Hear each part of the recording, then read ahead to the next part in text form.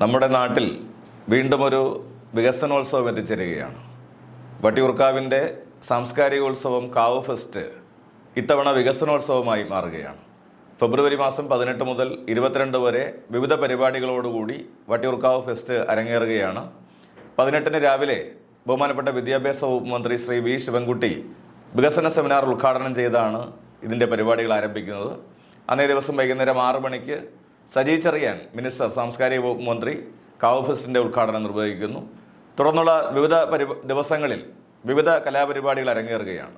Anganwadi കലോത്സവവും residence കലോത്സവവും വയോജന സംഗമം ഉൾപ്പെടെയുള്ള നിരവധി പരിപാടികൾ ഈ കാവ് ഫെസ്റ്റിൻ്റെ ഭാഗമായി സംഘടിപ്പിച്ചിട്ടുണ്ട്. ഏറ്റവും പ്രധാനപ്പെട്ട ഒരു സന്തോഷം 22-ാം തീയതി ബഹുമാനപ്പെട്ട മുഖ്യമന്ത്രി വട്ടിയൂർക്കാവ് ജംഗ്ഷൻ വികസന പരിപാടികളുടെ നിർമ്മാണ ഉദ്ഘാടനം കൂടി വൈകുന്നേരം 4 മണിക്ക് നിർവഹിക്കുകയാണ്.